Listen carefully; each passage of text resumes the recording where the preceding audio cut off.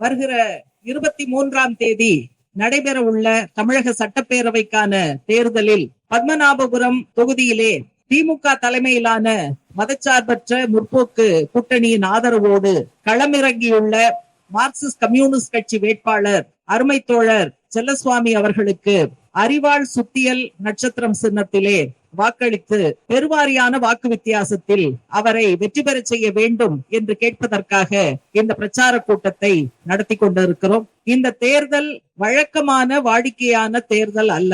தமிழகத்தினுடைய எதிர்காலத்தை, தமிழக மக்களுடைய முன்னேற்றத்தை தீர்மானிக்கக்கூடிய ஒரு தேர்தல். மத நல்லிணக்கத்திற்கும் மத வெறிக்கும் இடையில் நடக்கக்கூடிய போர். மாநில உரிமைக்கும் மத்திய அரசினுடைய ஒற்றை தன்மையை திணிக்கக்கூடிய ஏற்பாட்டுக்கும் இடையில் நடக்கக்கூடிய போர். இந்தியாவினுடைய பன்முகத்தன்மைக்கும் ஒரே நாடு, ஒரே தேசம், ஒரே தேர்தல், ஒரே மதம், ஒரே கலாச்சாரம் என்று சொல்லுகிற கோட்பாட்டுக்கும் இடையில் நடக்கக்கூடிய போர். எனவே இந்த போரில் தமிழக மக்கள் சிந்தித்து வாக்களிக்க வேண்டும். நீங்கள் எந்த பக்கம் என்பதை நீங்கள் தீர்மானிக்க வேண்டிய அவசியம் இருக்கிறது. திமுக தலைமையிலான கூட்டணியின் சார்பாக நிற்கக்கூடிய செல்லசுவாமி அவர்கள் திடீரென்று தேர்தல் அறிவித்த பிறகு களத்திற்கு வந்த வேட்பாளர் அல்ல. மாறாக மார்க்சிஸ்ட் கம்யூனிஸ்ட் கட்சியினுடைய மாவட்ட குழு செயலாளராக மற்ற பல பொறுப்புகளில் இருந்து திறம்பட பணியாற்றியவர். இந்த தொகுதி மட்டுமல்ல, கன்னியாகுமரி மாவட்டம்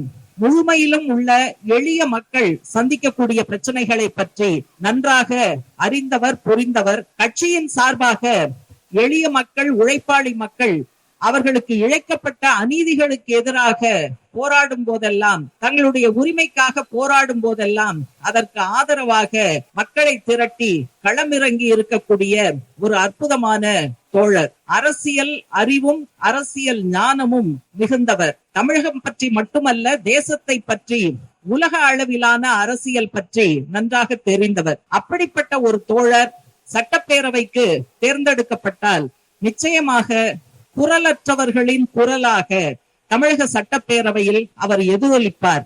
எனவே உங்களது வாக்குகள் கட்டாயமாக விழ வேண்டிய சின்னம் அரிவாள் சுத்தியல் நட்சத்திரம் என்பதை சுட்டிக்காட்டுகிறோம். அதே போல இந்த காலகட்டத்தில் திமுக தலைமையிலான மதச்சார்பற்ற முற்போக்கு கூட்டணியைச் சேர்ந்த கட்சிகள் ஏதோ தேர்தல் நேரத்துல மட்டும் அவியலாக ஒன்று சேர்ந்த கட்சிகள் அல்ல. தேர்தல் வெற்றியை மட்டும் கணக்கு போட்டு ஒன்றாக சேர்ந்த கட்சிகள் அல்ல. கடந்த 5 ஆண்டுகளாக மோடி அரசாங்கம் சாதாரண மக்களுக்கு எதிராக, மாநில உரிமைகளுக்கு எதிராக எடுத்த பல நடவடிக்கைகளை கண்டித்து தெருவிலே இறங்கி குரல் கொடுத்த கட்சிகள் தான் இந்த கூட்டணியில் இருக்கிறார்கள்.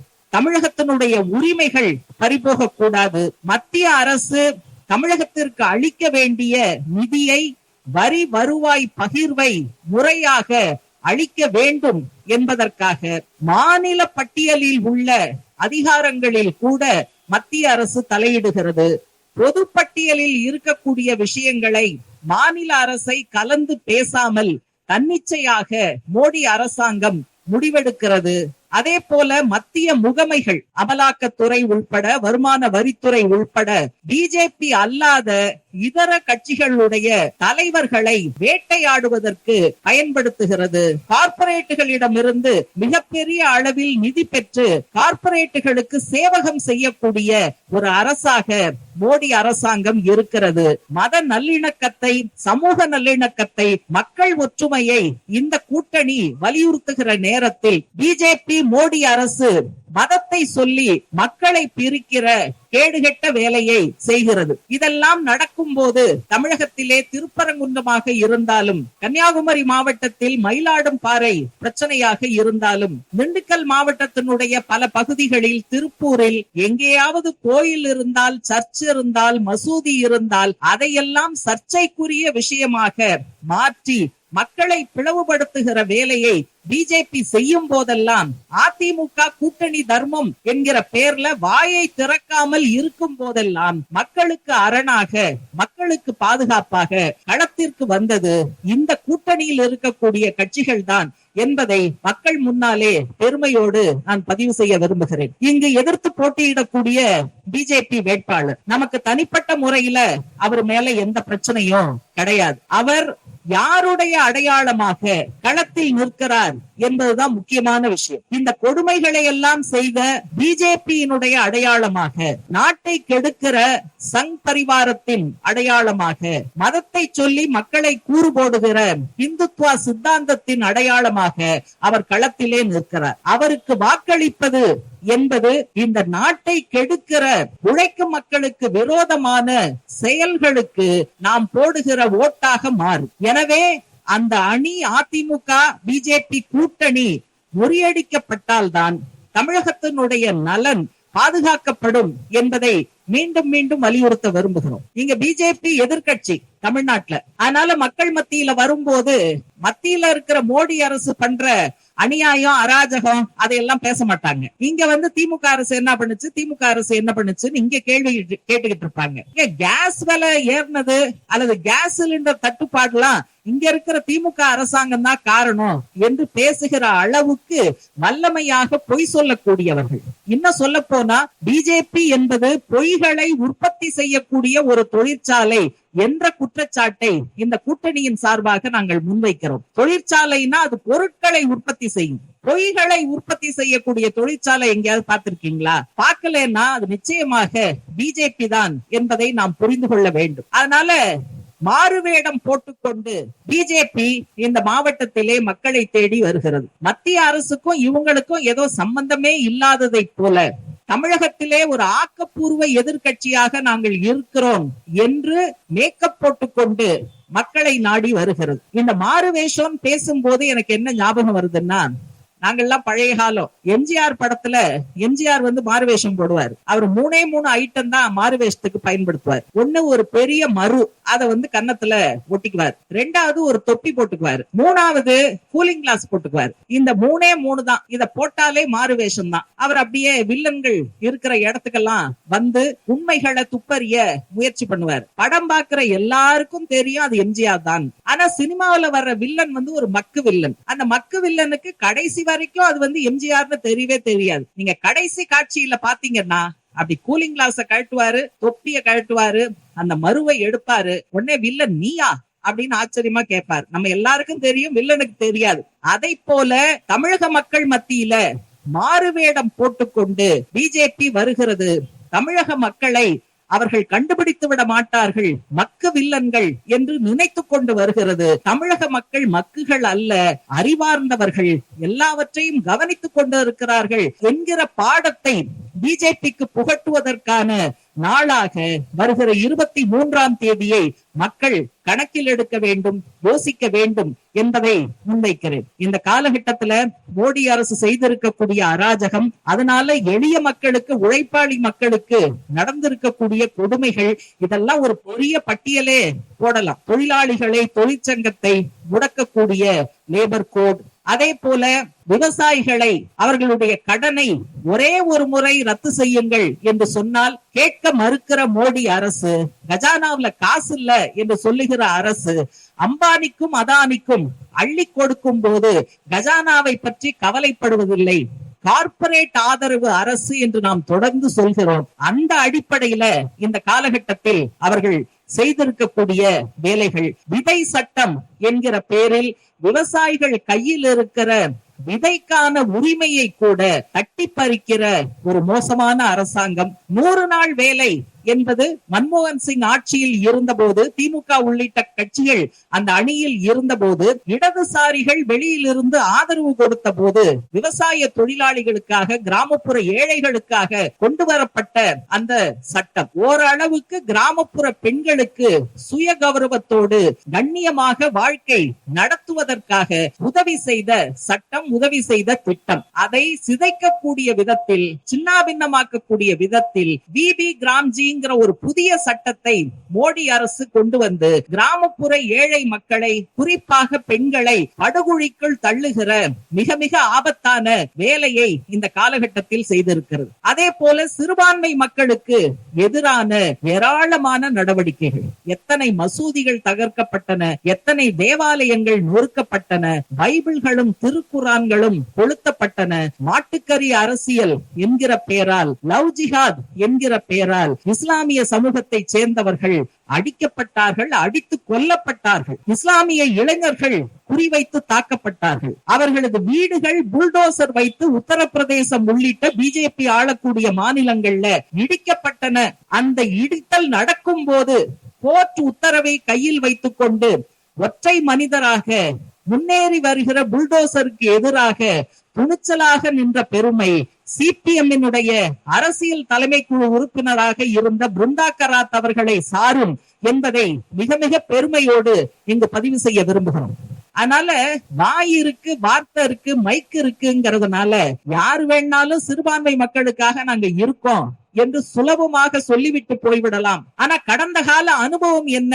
இங்க திருப்பரங்குன்றத்தை, முருகனை பிரச்சனைக்குரிய, சர்ச்சைக்குரிய விஷயமாக மாற்றுவதற்கு பிஜேபியும் சங் பரிவாரமும் முயற்சி செய்த போது மிக உறுதியாக மக்கள் ஒற்றுமையை பாதுகாக்கக்கூடிய நடவடிக்கையை எடுத்தது திராவிட முன்னேற்ற கழக அரசு என்பதை மறந்துவிட முடியுமா? அங்கு உள்ளூர் மக்கள் மத்தியில் வீடு வீடாக சென்று பிரச்சாரம் செய்தது மார்க்சிஸ்ட் கட்சி தோழர்களும் டிஒய்எஃப்ஐ, அனைத்திந்திய ஜனநாயக மாதர் சங்கம் போன்ற அமைப்புகளும் என்பதை மறந்துவிட முடியுமா? அங்கு மாவட்டத்தில் இருக்கக்கூடிய கலெக்டர் உள்ளிட்ட அதிகாரிகளை சந்தித்து மனு கொடுத்து இந்த இடத்தில் மக்கள் ஒற்றுமையை சீர்குலைத்து விடக் கூடாது, கடவுளை பயன்படுத்தி, முருகனை பயன்படுத்தி மதவெறி அரசியலை நடத்துவதற்கு நாங்கள் அனுமதிக்க மாட்டோம் என்று அதிகாரிகளை பார்த்து மனு கொடுக்க சென்றது இந்த கூட்டணியில் இருக்கக்கூடிய மதச்சார்பற்ற கட்சிகள் தான் என்பதை மறந்துவிட முடியுமா? அதனால பாதிப்பு என்று வரும்போது, அல்லது குடியுரிமை திருத்த சட்டம் என்று வரும்போது வீதிக்கு வந்து பாதிக்கப்பட்ட சிறுபான்மை மக்களுக்கு ஆதரவாக குரல் கொடுத்தது எந்த கட்சிகள் என்பதை நாம் நினைவில் வைக்க வேண்டும். ஜோசப் விஜய் என்று பெயர் வைத்திருப்பதாலேயே தாவேகா என்கிற கட்சி சிறுபான்மை மக்களை பாதுகாத்து விடும் என்று நினைத்தால் அது தப்பு கணக்கு இல்லையா? நான் ரொம்ப சாதாரணமான கேள்வியை கேட்கிறேன். உள்ளூர்ல இப்படி ஒரு மத மோதல் வந்தால் சாதாரண மக்கள் ஒருவருக்கொருவர் ஆதரவாக வர்றாங்களா இல்லையா? இதுக்கு ஒரு அரசியல் கட்சி இருந்தா தான் வரணுமா? அல்லது அரசியல் இருந்தா தான் வரணுமா? நம்ம எல்லாம் மனிதர்கள். அதனால எந்த மதமாக இருந்தாலும் சக மனிதர்கள் அநீதியாக தாக்கப்படுகிறார்கள் அப்படின்னு சொன்னா அக்கம் பக்கத்துல இருக்கிறவங்க அவங்களா முன் வருவாங்க. யாரும் கூப்பிட வேண்டியதே கிடையாது. இதுதான் மனுஷத்தன்மை. தமிழ்நாட்டுல மக்களுக்கு மனிதத்தன்மை பரவலாக இருக்கிறது. சாதாரண மக்கள் ஓடி வந்து மக்கள் பாதிக்கப்படும் போது உதவி செய்கிறார்கள். ஆனால் விஜய் என்கிற ஒரு திரைப்பட கலைஞர் கடந்த காலத்துல எத்தனை பிரச்சனைகளில் தலையிட்டு இருப்பார். 100 நாள் வேலை நடக்கிற ஒரு சிங்கிள் இடத்துக்கு அவர் போயிருப்பாரா?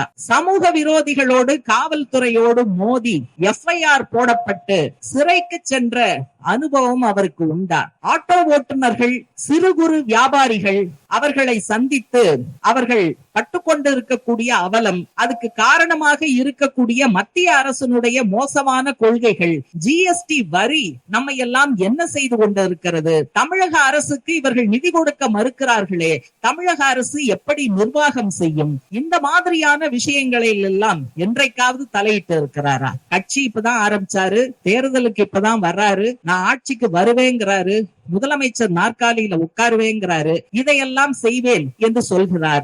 நம்புவதற்கு ஒரு பகுதி மக்கள் தயாராக இருக்கிறார்கள். நான் உண்மையிலேயே ஆச்சரியமா, நான் 1-2 விஷயம் தான் அவரை பத்தி சொல்ல விரும்புறேன். அவங்க வெற்றி பெற முடியாது, கொஞ்சம் ஓட்டு வாங்குவாங்க என்பதுதான் உண்மையாக இருந்தாலும் விஜய் அவர்களுக்கு பின்னால் நிறைய இளைஞர்கள் போறாங்க. எதிர்கால தலைமுறை அப்படிங்கிற அடிப்படையில அவர்களை பற்றிய கவலை நிச்சயமாக நமக்கு உண்டு. அப்ப தாவேகா கட்சியினுடைய தேர்தல் அறிக்கையில இளைஞர்களுக்காக என்ன சொல்லப்பட்டிருக்கு அப்படின்னு நானும் தேடினேன். இந்த மாவட்டம் உள்பட வேலை வாய்ப்பு அப்படிங்கிறது இன்றைக்கு ஒரு மிகப்பெரிய பிரச்சனை. ஒரு கண்ணியமான வாழ்க்கை நடத்தணும்னா நிரந்தர வேலை வேணும், ஓரளவு சம்பளம் வேணும். அதுதான் இந்த பகுதியில் இருக்கக்கூடிய இளைஞர்களுக்கு இருக்கிற பிரச்சனை. எனவே அவர் என்ன சொல்ல வருகிறார்னு பார்த்தா, அவர் ஒரு வரி என்ன எழுதி வச்சிருக்காரு, காலி பணியிடங்களை, அரசு பணியிடங்களை நிரப்புவோம்ங்கிறது கூட அவர் அறிக்கையில கிடையாது. அவர் வேலை தேடுபவர்களாக இளைஞர்கள் இருக்கக்கூடாது, வேலையை உருவாக்குபவர்களாக இருக்கணும்னு போடுறாரு. அப்படின்னா என்ன அர்த்தம்னா, நீங்களே தான் வேலையை உருவாக்கிக்கணும், அரசாங்கம் வேலை கொடுக்காது, அரசாங்கம் வேலை வாய்ப்பை உருவாக்காது அப்படிங்கறதான் தெளிவாக அவருக்கு பின்னால் வருகிற இளைஞர்களுக்கு அவர் சொல்கிறார். இளைஞர்கள் அவருக்கு பின்னால் போவதில் வேலை வாய்ப்பு குறித்து கூட ஒரு முறையான வாக்குறுதி இல்லையே என்று யோசிக்க வேண்டாமா? அவருடைய திரைப்படமான ஜனநாயகன் அது இன்னும் வெளிவரல, அதுக்கு தடைகள் இருக்கு என்பதை பற்றி பேசுகிறார். ஆனா உண்மையிலேயே இவர் ஆட்சிக்கு வந்தால் ஜனநாயகம் தழைப்பதற்கு என்ன செய்வார்னா, 10,000 பேர் கையெழுத்து போட்டாதான் அந்த மனுவுக்கு அரசாங்கம் பதில் சொல்லும், 5 லட்சம் பேர் கையெழுத்து போட்டு கொடுத்தாதான் சட்டமன்றத்தில் அதை விவாதிப்போம் அப்படின்னு ஒரே போடா போட்டார். இன்னைக்கு என்ன நிலைமை, ஒரு ஒத்த எம்எல்ஏ எந்திரிச்சு பேசினா கூட அமைச்சர்கள் எல்லாம் பதில் சொல்லணுமா வேண்டாமா, முதலமைச்சர் பதில் சொல்லணுமா வேண்டாமா? இன்னைக்கு ஜனநாயகம் இந்த நிலைமையில இருக்கு. இதை இன்னும் மேம்படுத்துவேன் என்று சொன்னால் பரவாயில்லை. 10,000 கையெழுத்து, 5 லட்சம் கையெழுத்து அப்படின்னா நான் என்ன கேட்கிறேன், எத்தனை தொகுதியில 5 லட்சம் பேர் இருக்காங்க? பல தொகுதிகள்ல 5 லட்சம் வாக்காளர்களை மட்டும் சொல்ல, நான் எல்லாரையும் சேர்த்து சொல்றேன், சின்ன பிள்ளைங்க எல்லாரையும் சேர்த்தா கூட 5 லட்சம்ங்கிறது ரொம்ப கஷ்டமான விஷயம். அப்போ ஒரு தொகுதி பிரச்சனையை ஒரு எம்எல்ஏ சொன்னா, விஜய் முதலமைச்சரா இருந்தா என்ன சொல்லுவாரு, 5 லட்சம் பேர் கழுத்து போட்டு கொடுத்திருக்காங்களா, இல்லன்னா உட்காரு பேசாத, நீ கேட்டதுக்கு சட்டசபையில நாங்க விவாதிக்க மாட்டோம் அப்படின்னு நான் சொல்லுவாரு. அப்ப இருக்கக்கூடிய சட்டமன்ற ஜனநாயகத்தை கூட மதிக்காத, சீரழிக்கிற சில வாக்குறுதிகள் அந்த தேர்தல் அறிக்கையில இருக்கு. அதெல்லாம் மக்கள் படிச்சு பார்க்க வேண்டாமா? சிறுபான்மை மக்கள் இதெல்லாம் யோசிச்சு பார்க்க வேண்டாமா? இளைஞர்கள் யோசிச்சு பார்க்க வேண்டாமா? அப்படிங்கிற கேள்வியை தான் முன்வைக்கிறோம். அடுத்தது அவர் ஆட்சிக்கு வந்தா பெண்களுக்கு பாதுகாப்பு கொடுப்பேன் அப்படி எல்லாம் பல விஷயம் சொல்றாரு. ஆனா ஒரு பானை சோத்துக்கு ஒரு சோறு பதம்ங்கிற மாதிரி அவர் நிறுத்தி இருக்கக்கூடிய வேட்பாளர்களை பாருங்க. ஆண்டிப்பட்டி வேட்பாளர் உலகத்துல இருக்கிற அத்தனை கெட்ட வார்த்தையும் பேசுறார் வீடியோல. ஏத்தாப்புல இருக்கிறவங்களை தாக்குவேன், மண்டைய உடைப்பேன், கத்தியால குத்துவேன் அப்படிங்கிறார். ஒருவேளை விஜய் ஆட்சி அமைச்சா இவருதான் தமிழ் துறைக்கு அமைச்சரா இருப்பார். ஏன்னா அரிய தமிழ் வார்த்தைகளை எல்லாம் அவர் நிறைய அந்த வீடியோல பயன்படுத்தினார். இன்னொருத்தர் பேராவூரணி வேட்பாளர், தாவேகா வேட்பாளர், அவர் வேட்புமனு தாக்கல் பண்றதுக்கு 10 நாளைக்கு முன்னால வரைக்கும் எங்க இருந்தாருன்னா, வீடியோல தான் எல்லாம் வருது யூடியூப்ல, எங்க இருந்தாருன்னா கஞ்சா கேஸ்ல உள்ள இருந்திருக்காரு. ஜாமீன்ல வெளிவந்து 10வது நாள் தாவேகாவினுடைய வேட்பாளராக நிக்கிறார். இவர் ஜெயிச்சு விஜய் ஆட்சி அமைச்சா ஒருவேளை சட்டத்துறை அமைச்சராக கஞ்சா கடத்தல் வழக்குன சிக்கி ஜாமீன்ல வந்தவர் அந்த அமைச்சராக போவதற்கு வாய்ப்பு இருக்கு. பூந்தமல்லி வேட்பாளர், அவர் பாலியல் துன்புறுத்தல் செய்தார் அப்படின்னு ஒரு புகார் யாரோ கொடுக்கல, அவர்கள் கட்சியினுடைய மகளிர் அணியை சேர்ந்தவர் போலீஸ்ல புகார் கொடுத்திருக்காரு. இவரு ஜெயிச்சா, விஜய் ஆட்சி அமைச்சா, இவருதான் சமூக நலத்துறை அமைச்சராக வருவதற்கான வாய்ப்பு இருக்கு. எவ்வளவு வேடிக்கையாக இருக்கிறது, வினோதமாக இருக்கிறது. மூட நம்பிக்கைகளை பரப்புபவர்கள் கேன்சரை சரி பண்றதுக்கு ஆஸ்ட்ராலஜி போதும், வானியல் போதும் என்றெல்லாம் சொல்லக்கூடியவர்கள் எல்லாம் இன்றைக்கு தாவேகாவினுடைய வேட்பாளர். அதனால அறிவார்ந்த இந்த தொகுதியினுடைய மக்கள், இளைஞர்கள் இதை பற்றி எல்லாம் சிந்தித்து பார்க்க வேண்டும். செல்லசுவாமி அவர்களை பொறுத்தவரை தொகுதி மக்களுக்கான சில வாக்குறுதிகளை அளித்திருக்கிறார். இந்த தொகுதி உட்பட சுற்றுலா தளம், சுற்றுலாத்துறையை மேம்படுத்துவதன் மூலமாக இந்த தொகுதிக்கு, நிர்வாகத்துக்கு வருமானம் வரும் என்பது மட்டுமல்ல, வேலை வாய்ப்புகள் உருவாகும். அதற்கான முயற்சிகளை செய்வோம் என்று அவர் தொகுதி மக்களுக்கு வாக்குறுதி அளித்திருக்கிறார். அதே போல ரப்பர் கழகத்துக்கு சொந்தமான எல்லா நிலங்களிலும் ரப்பர் நடவை மேம்படுத்த வேண்டும். கேரளாவை போல ரப்பருக்கு குறைந்தபட்ச விலை என்பதை தமிழக அரசும் நிர்ணயிக்க வேண்டும், அதற்காக குரல் கொடுப்போம் என்கிற வாக்குறுதியை அளித்திருக்கிறார். அதே போல விவசாயிகளுக்கும் வனவிலங்குகளுக்கும் இடையில் வருகிற மோதல், உரசல் இவற்றை முறைப்படுத்துவதற்கான முயற்சிகளை செய்வோம் என்று சொல்லி இருக்கிறார். இந்த தொகுதியினுடைய தன்மையை ஒட்டி சில தொழிற்சாலைகள், புதிய வேலை வாய்ப்புகள் அவற்றை உருவாக்குவதற்கு நிச்சயமாக சட்டப்பேரவையில் குரல் கொடுப்பேன் என்று செல்லசுவாமி அவர்கள் சொல்லி இருக்கிறார். செல்லசுவாமி அவர்கள் தனி மனிதர் அல்ல, அவர் செங்கொடி இயக்கத்தை சேர்ந்தவர். இந்த மாவட்டம் முழுவதும், இந்த தொகுதி முழுவதும் சிபிஎம்மினுடைய தோழர்கள் இருக்கிறார்கள், கூட்டணி கட்சியினுடைய தலைவர்கள் இருக்கிறார்கள். அவர் பதில் சொல்ல வேண்டும் என்கிற அவசியம் இல்லை. அவருக்கான பதிலை சொல்வதற்கு ஆயிரக்கணக்கிலே சிபிஎம் மற்றும் இந்த கூட்டணியில் இருக்கக்கூடிய கட்சிகளுடைய உறுப்பினர்கள், செயல் வீரர்கள் இருக்கிறார்கள்.